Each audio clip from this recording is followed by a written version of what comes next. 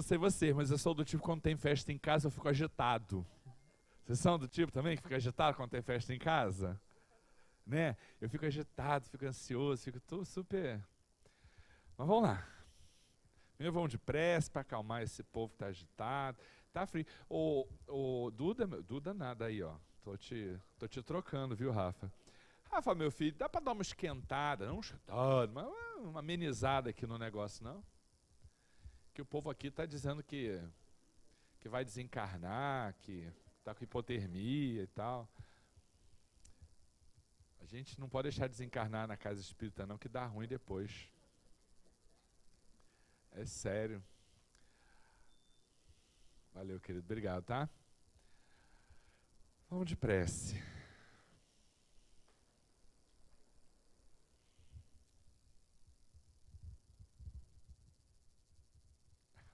O tema de hoje. Que bom. Várias maneiras há de fazer-se a caridade, que muitos dentre vós confundem com esmola. Diferença grande vai, no entanto, de uma para outra. A esmola, meus amigos, é algumas vezes útil, porque dá alívio aos pobres, mas é quase sempre humilhante, tanto para quem a dá, quanto para quem a recebe. A caridade, ao contrário, liga o benfeitor ao beneficiado e se disfarça de tantos modos.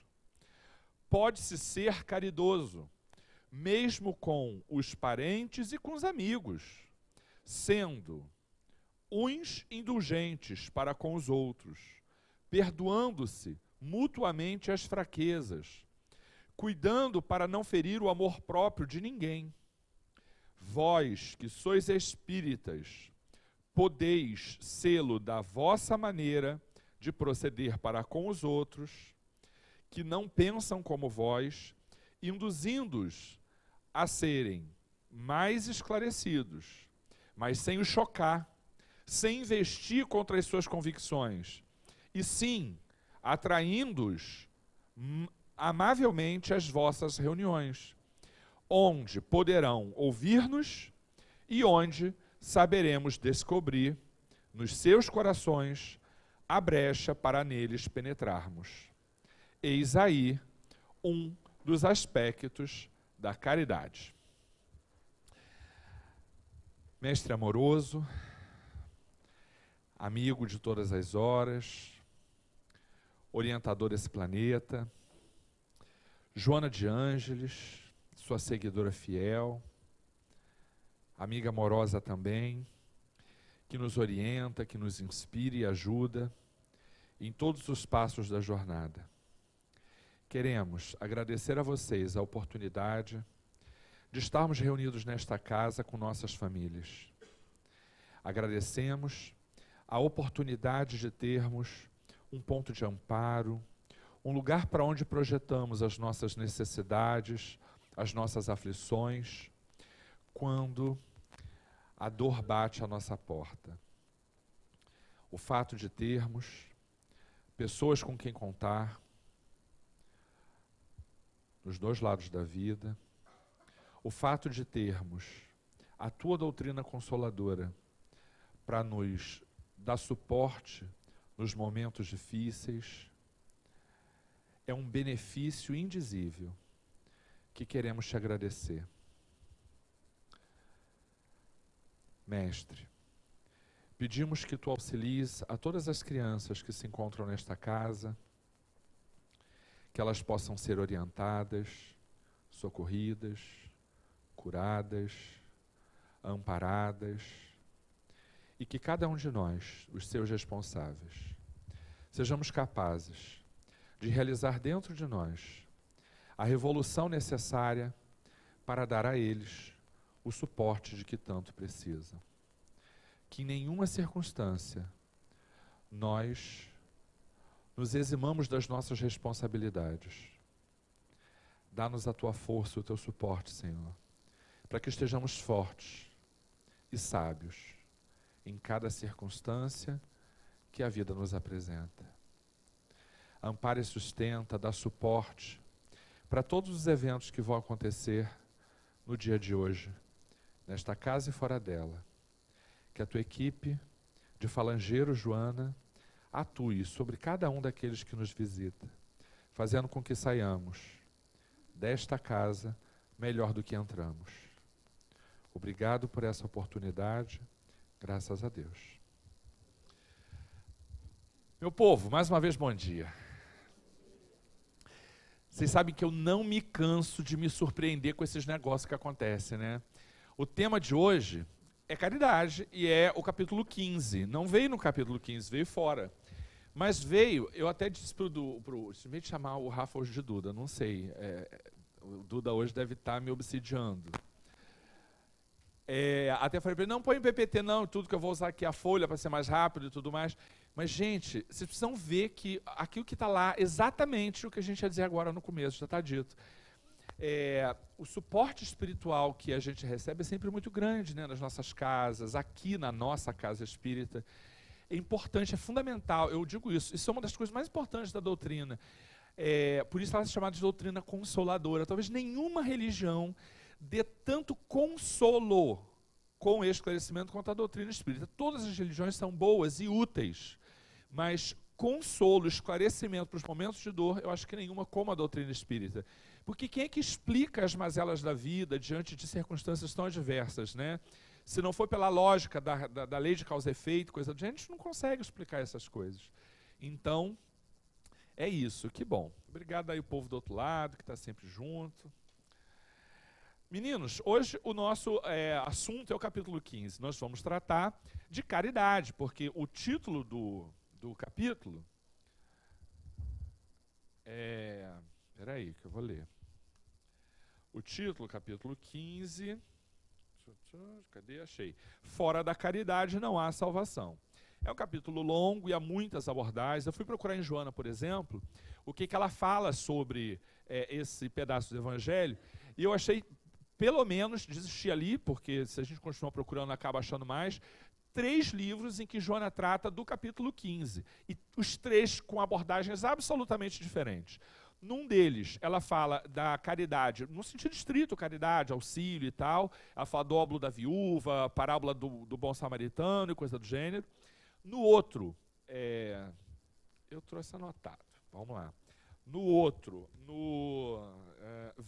Espírito e Vida, ela vai falar dessa questão da caridade do ponto de vista do exercício mediúnico, e no outro ela vai fazer uma análise bem psicológica sobre a questão do bom samaritano também, o que representa ele e não os outros que passaram antes ali na estrada terem auxiliado. Então, assim, cada tema desse tipo, e caridade é um tema bem aberto, pode trabalhar assim, coisas muito diferentes. E aí a gente vai fazer uma abordagem sempre, como de sempre, aqui adequada para nossas questões, para os nossos miúdos, né?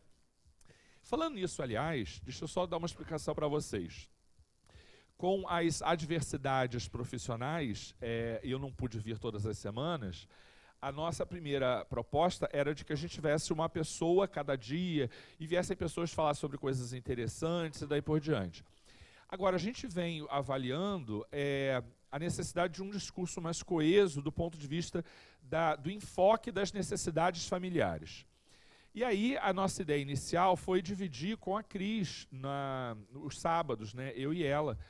Mas a gente, anteontem, quinta-feira, hoje é sábado, quinta-feira, anteontem, a gente teve uma reunião e a gente decidiu por dividirmos em 4, tá? Vamos ficar com 4, com rodízio não necessariamente assim, então mas a gente acertou essa questão do enfoque, do discurso e como é que vai ser, a partir daquelas sugestões que vocês deram, acho que foi lá passada, não foi? Com papelzinho e tal.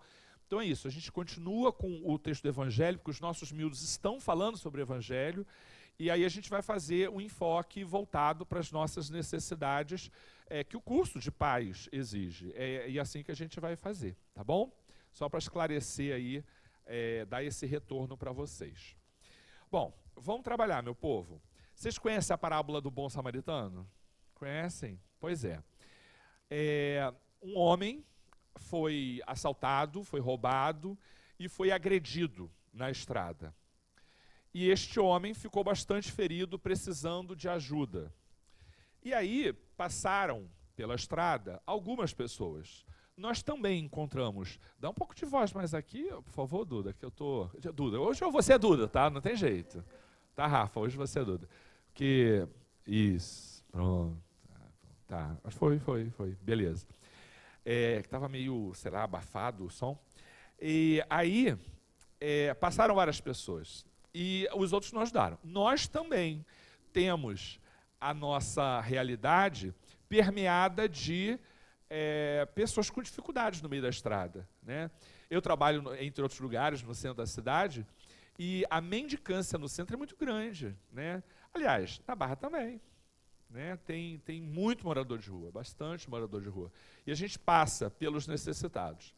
Existe um fator psicológico importante por trás dessa parábola que a gente vai precisar considerar. Vou ler um trechinho para vocês da parábola. Assaltado por malfeitores, um pobre homem foi deixado à margem da estrada que descia de Jerusalém a Jericó. Casualmente passou pela mesma via um doutor e depois um levita, que, embora o vissem, seguiram indiferentes. Um samaritano, porém, por ali passando e o vendo,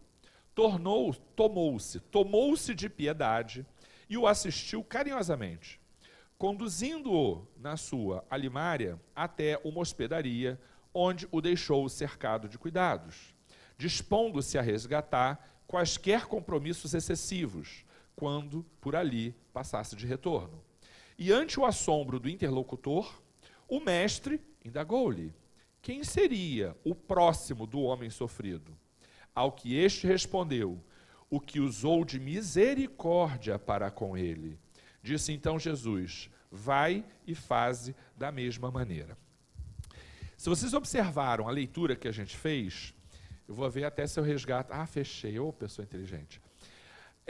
Ali fala exatamente da caridade, da entrega do pão, da entrega do elemento material. E fala, ela é necessária porque ela estanca temporariamente o sofrimento daquele que passa fome, que passa frio, que passa dor.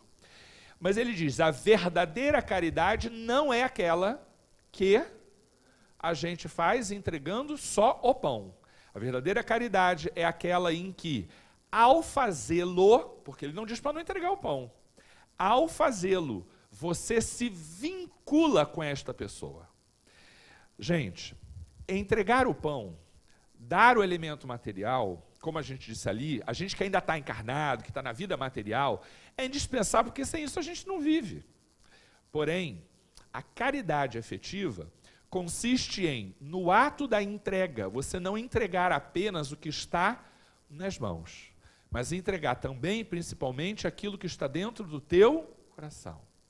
Porque a caridade estabelece vínculo entre as pessoas. Existe um livro do Chico, Psicografia do Chico. Sou muito ruim de nome, já falei isso para vocês, né? Alguma coisa de um pão. Esqueci o nome do título da... Não, na verdade não é o livro, é o capítulo desse livro é alguma coisa de um pão. Bom, não, mas não é o livro Pão Nosso, não. O capítulo de um dos livros do Chico tem alguma coisa aqui de um pão. Bom, aí eu conto a história, vocês vão entender, se lembrarem, ajuda a lembrar aí o nome. Aí conta lá que um homem, Barsabás, era muito severo, cruel e muito rico, muitos súditos e tal, mas muito... cruel mesmo com as pessoas. E ele construiu uma vida de afastamento de todos que estavam à sua volta. Quem o serviu o odiava, porque ele era muito, muito ruim. E aí, todos os que o cercavam, na verdade, conspiravam contra ele. Até que ele morreu, mas ele morreu sozinho, né? Tinha muita propriedade, tinha muito dinheiro, mas morreu sozinho, sem família, sem amigos, sem ninguém. E ele passa por grande sofrimento. A gente tem uma miúda, está procurando a mãe da miúda, ou você já é a mãe da miúda? Você já é a mãe da miúda. Está procurando o pai. Quem é o pai da miúda linda ali? Está aqui o pai, ó. Tá? Ainda bem que você está procurando o pai, não um pai, porque essa é a fase mais difícil, né? A de procurar um pai. Aí você já achou, procurar o pai é bem mais fácil, né? Nada, querida. Sejam bem-vindas. Então, a gente dizia aqui que o Barçabás desencarnou e estava muito, muito malzinho do outro lado, né? Precisava de uma reencarnação compulsória, mas tinha um problema. A espiritualidade não tinha ninguém que quisesse aceitar aquela criatura como pai e mãe. E aí foi feito um trabalho de busca no passado dele para perceber quem é que poderia se habilitar a proposta da paternidade e maternidade daquele homem, daquele espírito, né? E aí eles acharam um menino que, quando tinha 9 anos de idade, recebeu na rua um pedaço de pão das mãos daquele homem cruel. E aí, este menino passou durante muitos anos da vida dele fazendo preces por este homem difícil. Porque quando ele recebeu o pão, é o que está narrado lá pela psicografia do Chico, ele sentiu que ele não entregava apenas um pedaço de massa na mão dele. Ele sentiu no olhar daquele homem que havia piedade, que havia dedicação, que havia amor por trás daquele olhar. E como todos da cidade odiavam muito aquele homem, aquele menino, que provavelmente, e lá diz com clareza, foi o único que naquela encarnação conseguiu receber um olhar de amor daquele homem difícil, daquele espírito cruel, aquele menino rezava muito por ele, porque só ele via naquele espírito aquilo que ninguém mais conseguia ver. E aí, este menino, agora já um homem feito, não casado, ele é procurado em desdobramento pela espiritualidade para que ele fosse convidado a receber este homem, este espírito, na condição de filho. Só que uma vez não casado, ele viria por uma maternidade de abandono. Ele seria abandonado e ele criaria esse menino.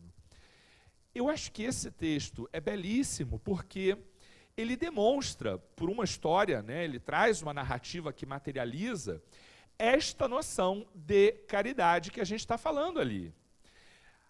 Olha, do ponto de vista material, a gente precisa de um monte de coisa. Aliás, se a gente puder aproveitar o momento para dar uma falada, deixa eu pedir umas coisas que a gente está precisando.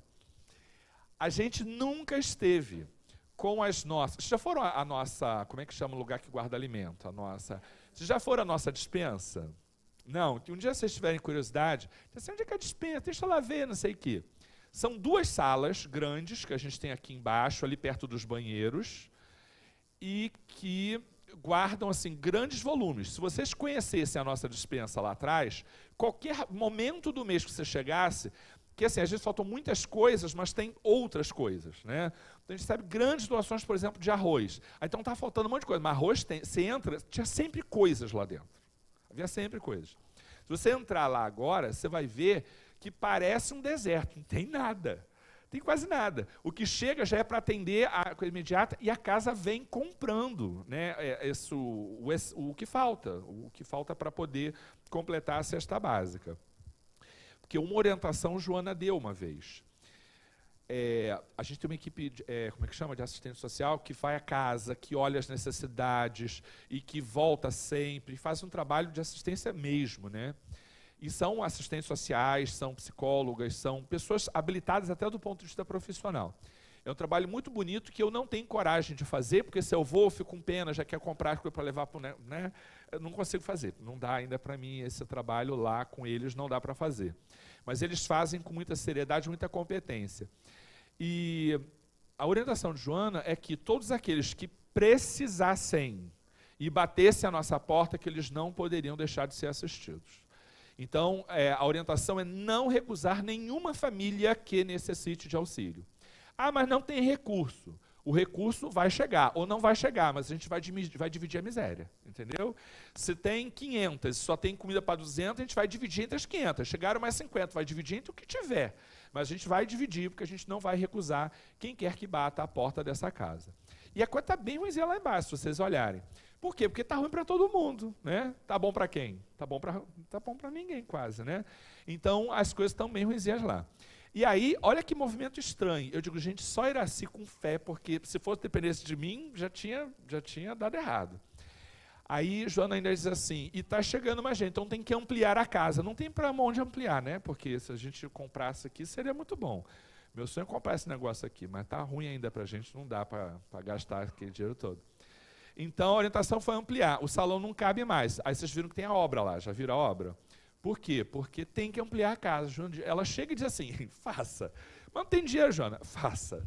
Se vira, né? E aí tem que ampliar a casa, tem que dar comida para o povo, tem que não sei o quê, tem que blá, blá, blá. E aí eu digo assim, só com fé uma criatura faz um negócio desse.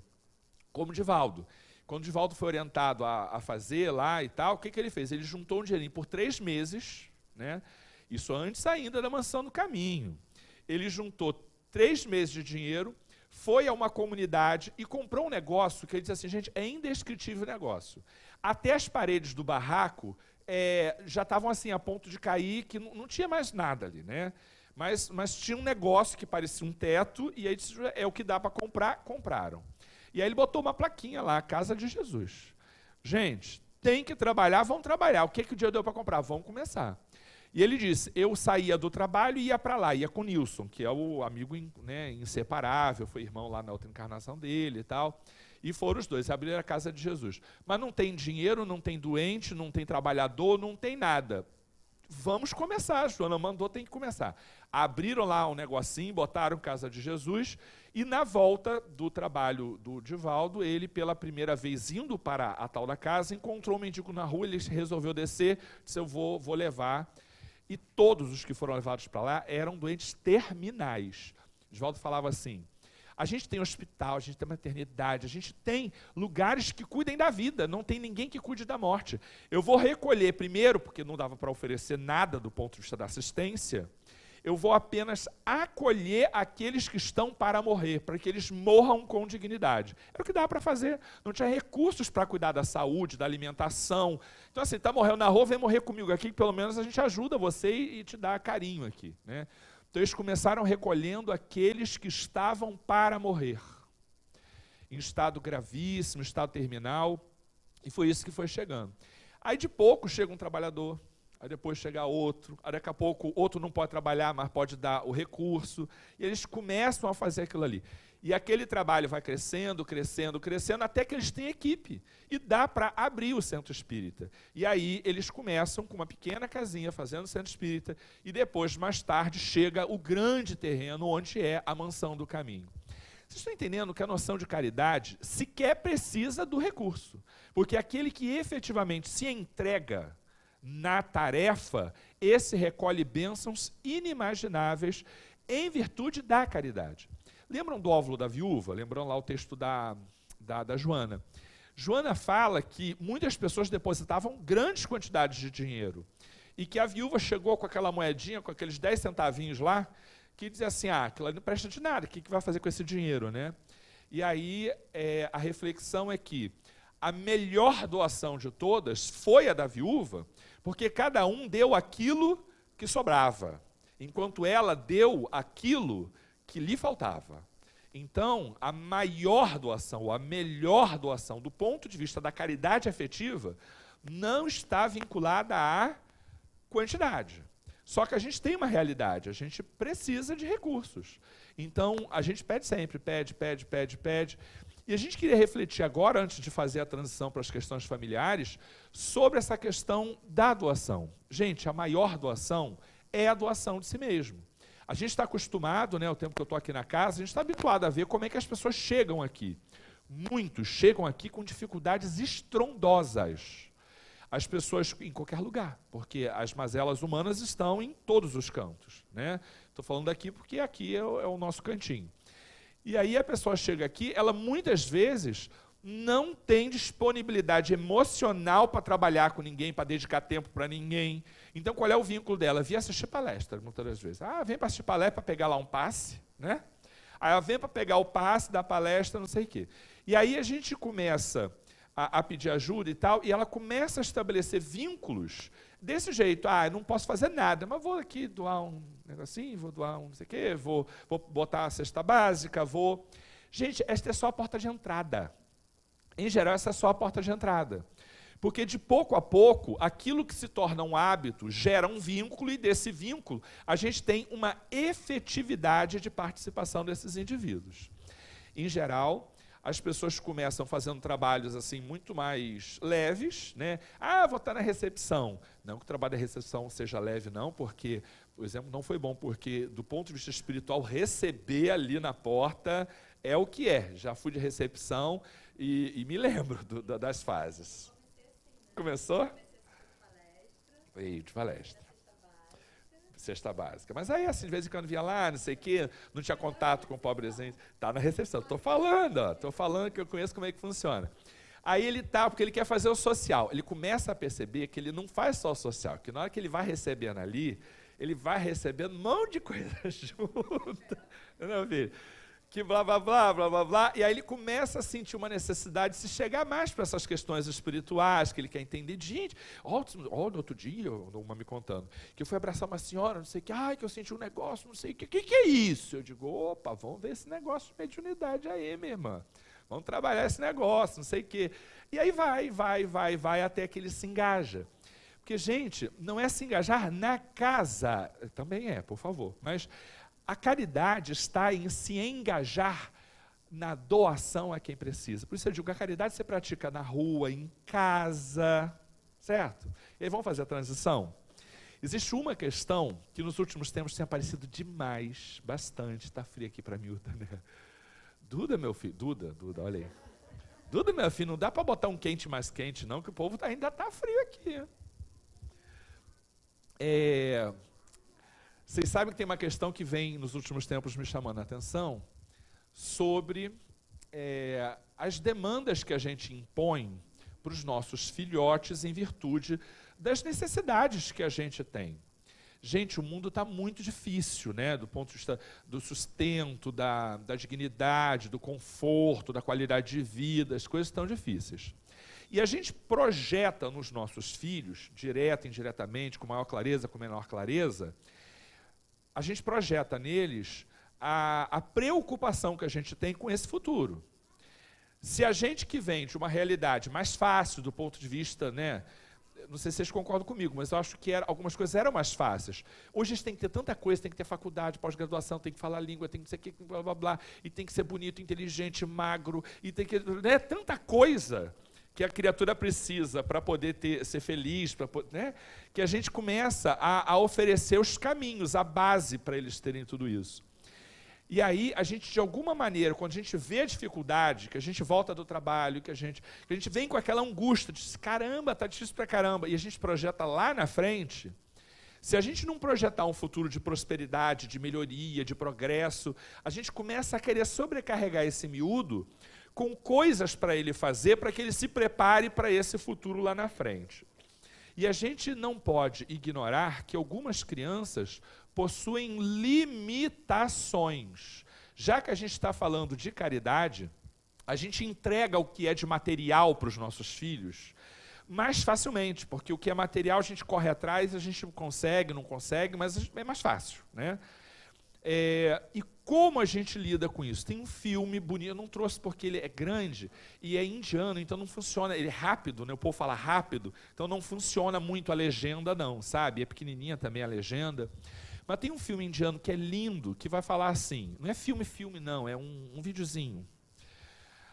Ele vai mostrar assim, uma criança era disléxica e ele nasceu numa família de pai e mãe e um irmão. Este pai era uma pessoa bastante ignorante, dá raiva da criatura. Você vê, você fica com raiva. Um pai bastante ignorante. Uma mãe amorosa, mas mal informada. E um irmão muito bem sucedido do ponto de vista de tudo. um irmão que só tira notão, que todo mundo gosta, que é bonitão, que não sei o que, sabe aquela coisa do parâmetro difícil de acompanhar? E nasce nessa família um menino mais novo, Lixa, sei lá, uma coisa assim. Não, mas eles fizeram já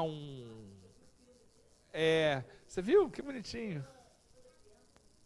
Isso mesmo. Mas tem já na internet um videozinho assim com uma montagenzinha de umas cenas, né, para fazer uma contagem rápida da história. E aí, meninos, o que acontece?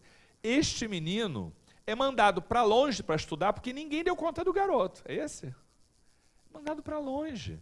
Porque ninguém dava conta. Esse menino é burro, ele não aprende, ele não quer nada, ele é preguiçoso. Mas por que o senhor acha que ele é preguiçoso? Porque para o irmão a gente pega, dá, ensina, não sei o que, ele aprende. Por que a gente está fazendo igual ele não aprende? Não tem problema. Vocês sabem que a física, a deficiência física, ela é terrível, mas ela tem um aspecto que favorece o deficiente. A gente olha e a gente vê que ele tem dificuldades e a cobrança sobre ele não é tão grande porque a pessoa se apiedando das suas dificuldades, não cobra dele um desempenho que ele não pode dar. Não é assim? Estava conversando essa semana lá no curso com uma mãe que é mãe de um filho autista, e ela estava dizendo assim, a criança que tem síndrome de Down, ela está na escola, ela está na rua, ela está no lugar, a gente olha para o rostinho dela, a gente vê que ela tem Down. E aí, todo mundo olha para essa criança como quem tem Down. O meu filho, você olha para ele, você não diz que ele tem uma deficiência. Certo? Ele não mostra isso no rosto. E o que isso vai gerar para ele? Uma dificuldade enorme. Porque na escola ele é tido como bagunceiro, indisciplinado, rebelde, burro, cada hora uma coisa, cada hora alguém rotula de alguma forma. Porque olha para ele e não identifica nele nenhuma dificuldade.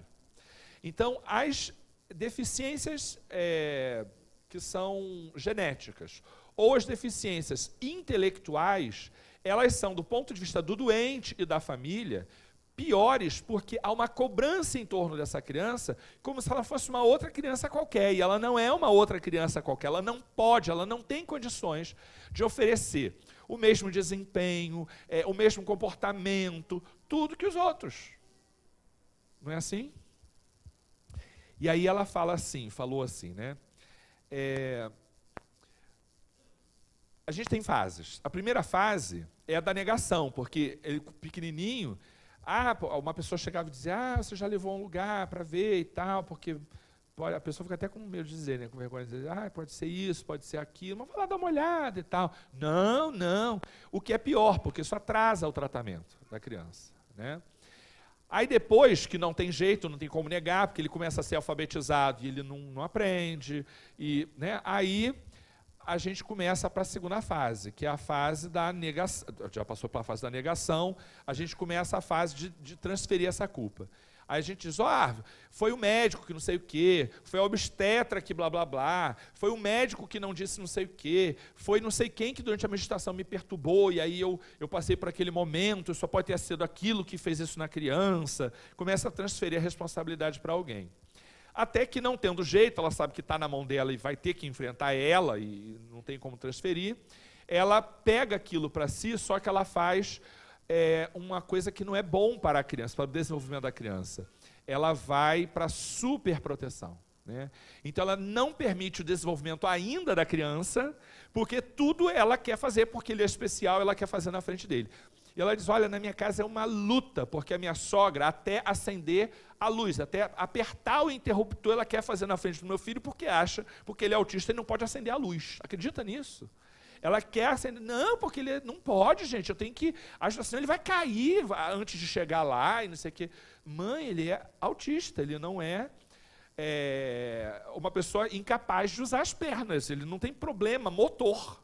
Então, deixa ele aprender a fazer. E as pessoas que amam querem... Então, olha só, até estas fases acabarem, a criança só tem dificuldade de se desenvolver.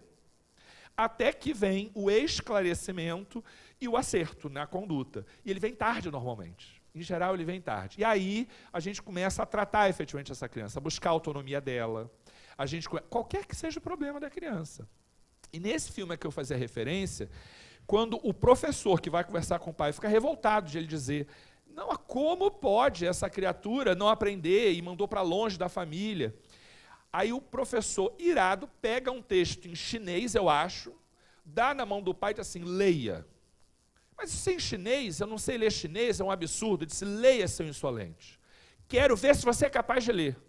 Mas é uma língua que eu não conheço. Eu disse: pois é, mas o seu filho não conhece as letras, porque pela dislexia ele tem uma dificuldade de conseguir juntar as letras. É a mesma dificuldade que alguém que não lê chinês tem para ler chinês. Então, aí ele dá pela primeira vez aquela parada e começa a imaginar, ele se coloca na condição do filho de alguém que tem limitações. Os nossos filhos têm limitações. Um amigo como o nosso aqui, de uma outra trabalhadora, a gente estava numa festinha, num eventozinho lá com ele, e ele passou mal. E o filho foi quem prestou socorro a ele. Assim, foi bastante espirituoso o menino, porque conseguiu prestar socorro e tal, até que chegasse socorro lá, né, formal enfim, ele foi hábil, eu diria ali, no socorro ao pai, foi uma pessoa assim, que conseguiu, sabe aquela pessoa que diante de dificuldades ele sabe o que fazer, chama, auxilia, mantém calma, conseguiu fazer isso. Pobre desta criatura, um meninote, acho que tem 14 anos, coisa do gênero. O pai, quando saiu do hospital, tinha uma única ideia fixa na sua cabeça: meu filho vai ser médico. Porque não, gente, vocês precisam ter visto, porque o meu filho, não sei o quê, que blá, blá, blá, blá, porque ele vai ser médico. E ele vinha dizer assim: eu não quero ser médico, pelo amor de Deus, eu não gosto disso. E lembrando, foi horrível, eu não gostei. Assim, lembrando da dificuldade que o pai passou, né? Foi horrível. Não quero isso para a minha vida, não quero ser médico. E o pai: não, meu filho, porque você nasceu para ser médico, se você visse como você fez. Eu disse: mas pai, eu estava lá e não foi bom. Foi você que não está percebendo ainda. Mas escute seu pai, que seu pai sabe o que fala, né? Cismou que a criatura ia ser médico. Isso virou um terror na vida do menino. Qual foi a consequência disso? Ele passou a ter desempenho acadêmico horroroso na escola. Porque já que para medicina precisa ter bom desempenho acadêmico, ele passou a ir muito mal na escola para mostrar para o pai que medicina não dava para ele. E o menino que não tinha um desempenho maravilhoso, mas que também nunca foi mau aluno, passou a ser mau aluno para mostrar para o pai que não quer ser médico. Vocês estão entendendo o que eu quero falar? A gente exige, por variadas razões, de diferentes maneiras, mais dos nossos filhos do que eles, às vezes, podem oferecer. Aqui eu já mostrei para vocês um vídeo de um menino que o pai mandou fazer dever de casa, e aí ele dizia assim: mas pai, é difícil, a vida da criança é difícil, lembra disso? Ele disse: mas no judô você não acha difícil, né? Na natação você nada direitinho, né? Agora na hora de estudar tu fica de preguiça. Lembra desse vídeo que a gente mostrou? Aí a gente, lembra, viu não? Aí ele fica: mas a vida de criança é difícil, né? Ai meu Deus, vida, céu, sabe que o bichinho reclamando da vida, tadinho. Então, é isso. A gente não entende, sim, que ele pode ir muito bem na natação e no judô, mas ele ter um ritmo de aprendizado mais lento do que as outras crianças, ou até, e o que é pior, do que o próprio irmão. Então, quando a gente fala em caridade, a gente pensa muito na caridade lá do dinheiro e tal, que também faz parte do nosso processo evolutivo, mas existe um processo caritativo de convivência com o outro que a gente precisa desenvolver. Vocês sabem que durante todo o tempo que eu fiz conciliação nas varas de família, eu até desisti um pouco, era muito pesado aquilo, porque eu ficava com tanta pena aquele negócio que eu menos advogava e mais dava atendimento fraterno, sabe? Menina, passe não dava lá, porque não rolava e tal, mas a gente pedia lá ajuda, disse assim: dá uma ajuda aí, né? E aí o povo do outro lado dava um passe ali, porque não era... E tinha dia que eu saía de lá todo travado, assim, coluna doendo, pescoço doendo, tudo doendo, porque era brabeza, né? Brabeza. E aí eu comecei a perceber que as pessoas não sabiam por que separavam, né? Eu falei assim: por que você está separando? Eles sempre tratavam do efeito, nunca da causa. Ah, porque a convivência não sei o quê, e blá, blá, blá. Eu digo, sim, mas por que é difícil? Por que vocês desistiram? Porque em algum momento vocês se amaram, vocês casaram. Em algum momento vocês se amaram. Qual foi a causa que levou ao fim desse relacionamento? Ao fim do amor que unia vocês dois. Porque se você só olhar, aí perguntava, por que está separando? Aí normalmente a mulher era um pouco mais faladeira, assim, o homem se segurava mais, né? A mulher, pra você ter uma ideia, ele me falou isso, falou aquilo, falou. Aí a gente diz assim, sim, mas você está dizendo o que acontece como consequência do fim do amor. Eu pergunto, por quê? Gente, ninguém sabia responder.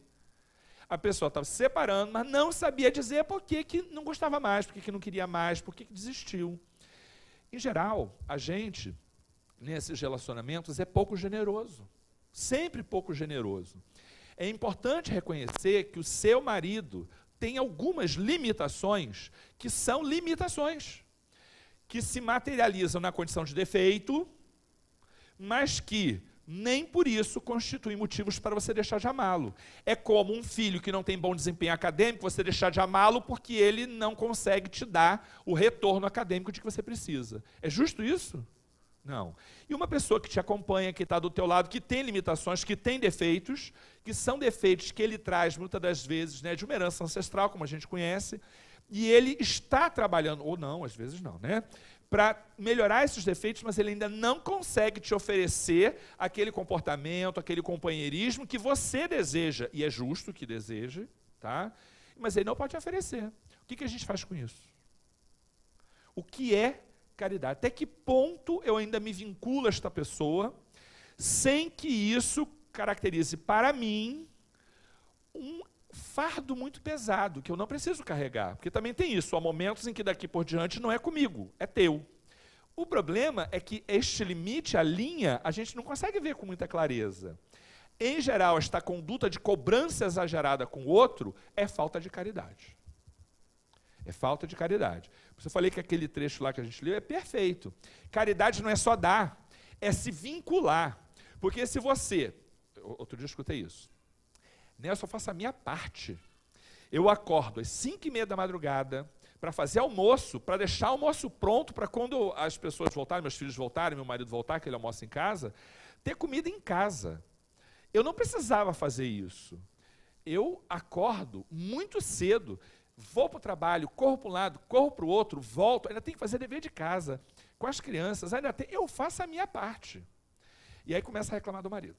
Porque ele não isso, ele não aquilo, não sei o quê, blá, blá, blá, trelelê, isso e aquilo. Tá bom, aí vamos lá. O que seu marido faz? E aí a gente começa, né? Se perguntar, puxar, puxa. Daqui a pouco a gente está dizendo o seguinte: ele tem no trabalho dele as mesmas dificuldades que ele tem dentro de casa. As mesmas limitações. Tanto que ela é melhor sucedida do que ele, do ponto de vista profissional. É ela quem sustenta a casa. Essa é a grande reclamação dela. Eu tenho que sustentar a casa, eu tenho que cuidar das crianças, eu tenho que tudo. Marido é só de enfeite? Alguém quer desabafar, gente? Hoje não, porque hoje tem festa, não briguem em dia de festa, que senão vocês não aproveitam a festa, tá? Marido tá aqui não, né?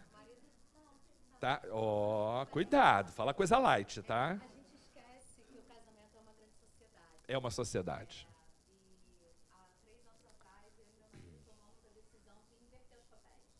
Sim. Ele ficou em casa com as crianças e eu fui trabalhar. Sim. E como ele teve que abrir mão daquela coisa do homem, provedor, Sim. que a sociedade cobra, eu tive que entender que ele é muito melhor com as crianças do que eu. Viu que bonitinho? Não é fácil. É. Não, não é mesmo. Mãe, Enfim. Chegou um microfone aí, nosso amigo. Só vou dar uma dica. No final, você diz assim, é por isso que eu amo. No final, É isso, então. porque sempre dá certo. Dá certo. No final, dizer coisas desse sempre dá certo. Então não Não é esquece fácil. de elogiar no final, tá? Não é fácil também para a mulher Aí conta, começa. entender que assim como a sociedade cobra dela, que ela seja mãe, né, que ela cuide dos filhos, que às vezes o marido é melhor, do jeito dele, que parece que as crianças entraram no armário e saíram de qualquer O jeito jeito. dele já é uma forma de começar a criticar. Ele é muito melhor. Do jeito dele. Do jeito assim, uma dele. coisa, Que as crianças entraram no armário e de repente aquela camisa não combina com aquela calça e não é muito aquilo que você faria, mas de criticar menos e de aceitar mais. E eu lembro que o meu filho mais velho, agora está com 10 anos, na época tinha 7, quando o pai resolveu começar a aprender a cozinhar, que ele falava, mãe, eu chegava em casa e ele, mãe, meu pai fez uma comida muito estranha hoje. Eu falei, come e diz que tá bom. Senão sou eu que vou ter que ir para a cozinha. Isso, né? com certeza. A gente, às vezes, a mulher, às vezes, também se cobra muito essa coisa, né? De trabalhar fora e de ser a melhor mãe e de fazer tudo em casa. Porque, às vezes, a gente não dá espaço para o marido fazer essas coisas, né? A mãe polvo de que a gente já falou lá mais atrás, né? Vocês estão percebendo que há muitas maneiras de a gente não olhar o outro e não se vincular de verdade, oferecendo para ele mais do que a rotina, oferecendo para o outro mais do que o dinheiro que provém a casa, oferecendo para o outro mais do que o tempo do dever de casa. A gente, quando estabelece vínculos com as pessoas, e isso vai desde a família até a pessoa que a gente sequer conhece, que se beneficia dessa cesta básica que a gente oferece, a gente, quando oferece alguma coisa para fora, esse movimento tem que ser duplo, de percepção, de o que eu posso oferecer de meu, ainda que seja só fluídico, sabe? Porque quando eu, eventualmente, que eu sou a favor de não dar dinheiro para criança, assim, comprar bala, eu não gosto de comprar, eu sou da tese de que se ninguém, absolutamente ninguém comprasse nada em sinal de criança, não desse uma moedinha, não fizesse nada, o pai dizia, gente, não está adiantando nada deixar essa criança no sinal, tira de lá porque não está adiantando. Se ninguém, absolutamente ninguém desse, não teria criança no sinal. Então, eu morro de pena, mas sou a favor de não dar. Mas há casos em que a gente olha e a gente vê que aquela criatura está sofrendo. Às vezes, uma vez eu vi um menino que sofrendo, assim, como se eu não estou conseguindo, sabe? Não ganhei nada, a sensação que eu tinha no olhar dele é esse. Então, mesmo achando que dar é ruim, eu julguei que ali aquilo faria para ele um bem de que ele precisava. Então, às vezes, a gente sempre pede aí ajuda que a gente faça a coisa certa, né? A gente dá. Mas sempre que eu dou, eventualmente, que em geral não dou, eu sempre tento, porque algumas pessoas dão dinheiro no sinal, sequer olham para o rosto da criatura, né? Então eu sempre tento, na hora que eu vou, e com criança, com adulto é mais difícil fazer isso, mas com criança, eu sempre tento, quando vou dar o dia que ele chega perto, eu pego nele, eu toco nele, porque essas crianças não têm nenhuma relação de afeto. Eles, em geral, como não recebem carinho, eles não são tocados. E é por isso que essas famílias mais pobres, entre outras coisas, né, têm muitos filhos. Porque quando, eventualmente, eles têm a coisa do toque, eles levam essa questão da afetividade para a sexualidade. Porque eles não conhecem afeto, eles só conhecem sexo. Então, a ideia do afeto. Então, eu toco no menino para dizer assim, estou encostando em você, não é só uma coisa que te dá para me livrar, e olhar para ele e dizer alguma coisa, qualquer coisa, mas conversar com ele, vê-lo como criança. Ainda que ele seja espertinho, mas como criança. Então, este olhar, ele é mais importante, porque isso a criança leva, a pessoa leva, tá? Essa é a ideia da caridade que a gente queria passar hoje. Um amigo lá quer falar, a amiga quer falar. Oi, Nelson. Você falando sobre essa relação da criança da afetividade, onde eu trabalho, próximo ao meu trabalho, é uma comunidade. Sim. E eu tenho um relacionamento com o pessoal da comunidade de estar conversando, de estar falando. E eu estou lembrando de um garoto que me chamou a atenção há um tempo atrás. Eu conheci ele muito miúdo, devia ter uns 4, agora ele já está com 15 ou 16. E ele sofreu um acidente. E eu parei e falei, poxa, rapaz, como é que você sofreu esse acidente e tal, não sei o quê. E fui conversando com ele e, de repente, ele falou para mim assim, tia, eu gosto muito de você. Eu nunca dei R$1 para esse menino. Eu só dei atenção. Toda vez que eu encontrava ele, eu ia, conversava com... Mas não era com nenhum intuito de caridade, eu nem pensei nisso. Sim. Entendeu? Ele é da comunidade... E eu via ele muito na rua, muito ali jogado, a mãe saía para trabalhar cedo e ele ficava ali o dia todo. E eu sempre parava e perguntava, cadê a escola? Por que não foi para a escola? O que você está fazendo aqui? Não é o horário da sua escola? Por que você não está lá? E aí ele falava, não, tia, hoje não tem aula. Eu falei, não tem aula mesmo? Pode ir lá na escola para saber se tem aula? E aí, não, tia, não tem não. E assim, eu sempre que via, eu parava. E quando ele me falou assim, tia, você e a minha mãe falou o nome de um outro rapaz lá da comunidade, são as pessoas que eu mais gosto na vida. Eu falei assim, eu nunca fiz nada por ele, nada, assim, de material, eu nunca dei R$1 para ele. Mas eles se vinculam afetivamente a todos aqueles que olham para eles, né? E olha, o trabalho que essa casa faz aos domingos com as pessoas das comunidades que a gente serve, gente, é um trabalho. Eu diria assim, se eu pudesse escolher, né, porque o domingo não dá mesmo para estar aqui, já que a gente trabalha a semana inteira, e é sábado a gente está aqui, enfim, é muito difícil, não dá também, porque a gente também tem compromisso com a família, né? Mas se eu pudesse escolher um dia de que eu não poderia faltar, esse dia seria o domingo. Porque o trabalho que se faz nesta casa, além da entrega da cesta básica, tudo, a gente esclarece, a gente dá noções básicas de saneamento básico, que eles não têm, noção básica. Gente, para vocês terem uma ideia, são cubículos tão pequenos que eles moram, que é um lugar em que tudo acontece. Come-se, dorme-se, tudo, né? E quando está chegando a noite, eles jogam umas coisas ali, uns panos, uns colchões, uns trapos, e dorme todo mundo junto. Vocês sabem que a realidade é de cada filho vem de um companheiro, porque na hora que engravida ele mete o pé, daqui a pouco vem outro que começa a prover aquela família, até que engravida ele mete o pé, e esse é o esquema da coisa. Então dormem juntos, acho que eu falei disso aqui também, que foi uma das coisas que mais me sensibilizou na conversa com essa família. Aí eu falei, gente, não dá para mim isso, pelo amor de Deus, tem que alguém fazer esse trabalho, isso aqui eu não consigo fazer não. Aí quando a gente via falando que via um estranho, que era um estranho para aquela família, e se relacionava com aquela mulher, ao lado daquelas filhas todas, e naquele caso, todas as filhas dela eram mulheres, não tinha um homem naquela família, só tinha filha mulher aquela criatura. Falei, gente, como é que funciona? Então a gente disse assim, gente, mas olha só, não tem cama, não tem espaço, não tem quarto, não tem nada, mas assim, bota um lençol, mas não é só um lençol na hora de vocês ir transar não, assim, bota um lençol para dizer assim, aqui é o espaço da mamãe e do fulano, e aqui é o espaço de vocês, básico, uma coisa assim, sabe, de orientar, coisas mínimas para que haja dignidade, para que haja... gente, isso se faz aqui de uma forma... vou assim tentar pintar um quadro para vocês. Dr. Bezerra, num livro O Amanhecer de uma Nova Era, Dr. Bezerra narra ou descreve, ora narra, ora descreve, um quadro muito difícil que é de socorro a uma Cracolândia.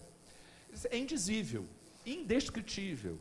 É inenarrável aquilo que acontece do ponto de vista espiritual numa Cracolândia. Então, assistência espiritual nesse momento não dá para dizer, é difícil de dimensionar. Mas ele vai descrevendo que o amor que existe de auxílio em torno daquela tarefa é tão grande que esse auxílio vai desde o processo de desobsessão, a orientação para a desintoxicação, até amparo e consolo, e cada um vai recebendo aquilo de que precisa, um pinguinho daquilo de que precisa. É essa um pouco a sensação que eu tenho quando a gente está aqui no domingo. Porque a gente tem mães, a gente tem, vai lá, a amiga que estava falando na quinta-feira do filho autista, ela tem que pagar psicóloga, ela tem que pagar fonoaudióloga 2 vezes por semana, ela tem que pagar a pessoa que acompanha na escola, esqueci o nome, o mediador, ela tem que, vou parar por aqui, assim, são 5 profissionais diferentes que ela tem que custear e atenção o tempo inteiro. Como é que uma criatura, mãe de uma criança que tem a mesma doença e que tem uma penca de filho e não tem salário, porque ninguém trabalha naquela casa, como é que uma mãe cuida de uma criança dessa? Né? Aí assim, a gente vê a criança doente, a outra que tem intolerância à lactose. Meus filhos tiveram intolerância à lactose e eu me lembro do desespero que era. Primeiro, tem que comprar uma lata de leite que custava quase R$200 e que dava 3 dias para um. Os 2 tinham intolerância. Os 2. E não é só o leite, porque tudo, massa, tudo tem que ser especial. Então assim, só o mercado deles está quase R$2.000. Eu me lembro do desespero que entrei com a ação judicial e ficava assim, uma ansiedade. Não, que se o juiz negar, eu não sei o que eu vou fazer na minha vida, porque era um gasto horroroso, com 2, né? Então, assim, a gente tem aqui crianças, famílias, que têm 5 crianças com intolerância grave à lactose. Na mesma família, 5. A gente vai pensando, como é que a gente faz? Então, é essa sensação que eu tenho aqui. Quando eles vêm para cá, a sensação é de uma assistência espiritual complexa e, assim, esquema de guerra. Porque vem a outra com problema de sexualidade, vem outra com problema de moralidade, vem outra com problema de aluguel, vem a outra com não sei o quê, e vem o outro com obsessão, e vem o outro com... E aí eles vêm todos juntos. Aí a casa recebe, e assim, cada um dando conta de uma coisa. Cada um tentando dar conta de uma coisa diferente, conseguindo aqui, conseguindo ali. A Henri dizia nossa Henri, dizia no outro dia assim, gente, tem um amigo meu médico, que quando ele sabe que eu vou a uma festa, ele não vai. Porque eu peço, ele é psiquiatra, eu peço toda hora para ele atender alguém, porque cada hora chega alguém e tem esse que é pior do que o outro, e atende esse também, por favor, e atende esse. Ele já não vai aonde eu vou, porque ele foge de mim, foge, que a gente começa a pedir, a gente não tem outra coisa para fazer a não ser pedir, não tem outra coisa, porque a gente se vincula emocionalmente. Do ponto de vista espiritual, a gente sabe que cada instituição, cada família, cada pessoa tem um protetor espiritual, não tem? Pois é. As comunidades também têm protetores. Também tem. Como países têm protetores. Quem é o protetor do Brasil? Quem é o orientador do Brasil? Estou falando do plano espiritual, tá? Aqui no plano material a gente está meio desassistido, né? No plano espiritual, quem é o protetor é Ismael. É Ismael. Então, toda a nação, toda a comunidade, toda a aglomeração de espíritos tem protetores. E essas comunidades têm protetores. E a gente não está em todas as comunidades tão fortemente. Há assistência em todos aqueles que nos procuram. Há todos os que nos procuram. Porém, a gente faz trabalhos densos só em algumas comunidades. Tanto que a gente tem o bazar, não, como é que chama? O brechó, lá na Tijuquinha, que é uma comunidade que a gente atua muito fortemente, quase todos, muito exagero nisso, mas muitos dos que vêm aqui vêm da Tijuquinha, eles vêm em massa da Tijuquinha para cá, porque é uma comunidade que tem uma vinculação espiritual forte com o trabalho do SEJA. Lá no outro, que é mais plano, esqueci o nome, sou ruim demais do nome. No Rio das Pedras, a gente tem também muita gente de lá que vem para cá. E por que assim, mais umas do que outras? Porque nós temos vinculações espirituais com essas pessoas. E não se espantem se algum dia, depois de desencarnarem, você dizer assim, gente, aquilo que eu dava, é curiosíssimo isso.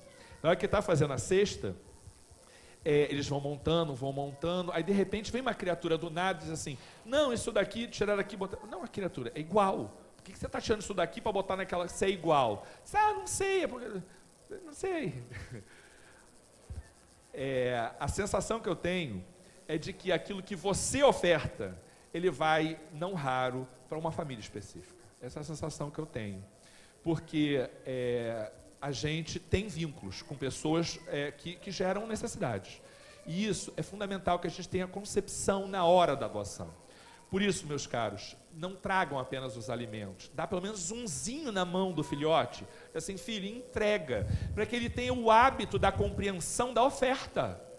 E trabalha com ele. Você entregou? Não, mas eu falava isso para minha filha. Você jogou o alimento, meu amor. Alguém vai comer esse arroz. Então, só coloca com carinho e pede a Deus que quem esteja comendo este arroz consiga saciar a sua fome, ainda que este arroz seja a única coisa que ele tenha para comer.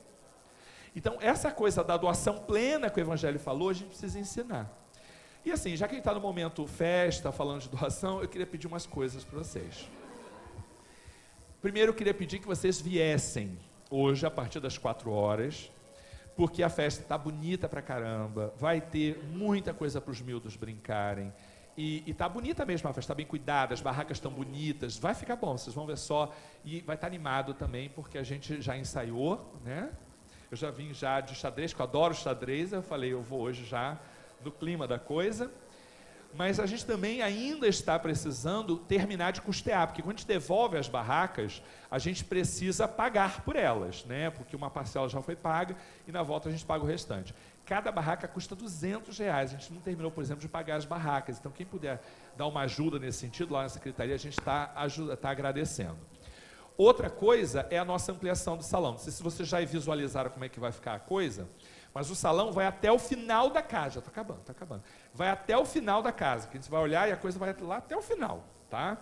E aqui em cima, mais ou menos dali assim, para trás, vai ter um outro mini salão, porque a gente tem um problema grave esse ano com os cursos, a gente teve que, pela primeira vez, limitar o número de inscritos em cursos, em alguns cursos, porque não tinha espaço.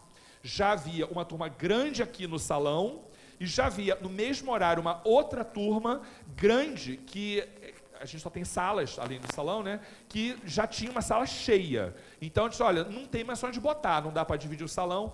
Então, a nossa necessidade de ter uma sala, que é um mini salão, é muito grande, não só por conta da palestra, não, é menos até, é por conta dos cursos. Porque a gente tem, no mesmo horário, às vezes, 2, 3, 4 turmas muito grandes, que são aqueles horários de maior procura, da volta do trabalho e tal. Então, a gente precisava fazer a obra da ampliação, e a gente já tinha orientação de ampliação da casa mesmo, né? Então, a obra foi meio que, precisou ser feita agora. E a gente vai ter, além desse salão grandão, um outro mini salão aqui em cima. Mas para esse salão funcionar aqui em cima, que ele vai ser bem amplo, ele tem que ter televisões grandes. E a gente ainda precisa de 3 televisões. Vou ler para vocês, que aquelas especificações todas não são da minha área. Assim, o povo lá de baixo também conhece, eles lá sabem te dizer. E o salão parece que não, porque ainda está fechado e tal, mas na hora que derrubar a parede, você vai ver que ele já está quase pronto. Tá? Eu sei que é uma Full HD, alguém sabe dizer? 50 polegadas. Vou te dizer agora, olha. Achei, quer ver só? Não achei. Achei. 3 TVs, 50 polegadas, LED, Full HD, com entrada HDMI. Isso, acho que é só isso. LED, Full HD, entrada HDMI, 50 polegadas. E tem a marca, que é AOC ou LG, obrigado. Porque a gente fez um investimento na coisa do som e tal, e tem uma coisa de compatibilidade. Então, quem puder auxiliar na televisão, a gente agradece. Quem puder auxiliar com as barracas, a gente agradece. Tá bom? Meninos, foi um prazer estar com vocês. Vamos fazer prece. Quem faz prece? Falta de caridade. Olha, ó, tem alguém com um microfone na mão dizendo que faz prece. Não é isso ou eu entendi errado? Posso. Você, então.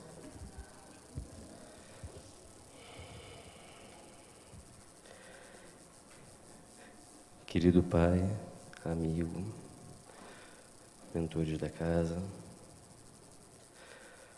que as palavras do nosso estudo possam entrar em nosso coração, para que possamos nos transformar, nos reeducar e assim educar melhor os nossos filhos. Que tenhamos paixão, compaixão e amor emanando como a luz do sol para todos os lados. Que possamos enxergar ao próximo como nos enxergamos a nós mesmos.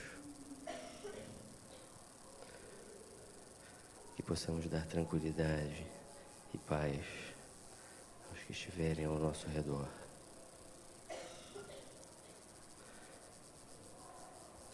Que assim seja. Bom Deus, meu povo. Boa semana. Tudo de bom para os lares de vocês. E boa festa, hein?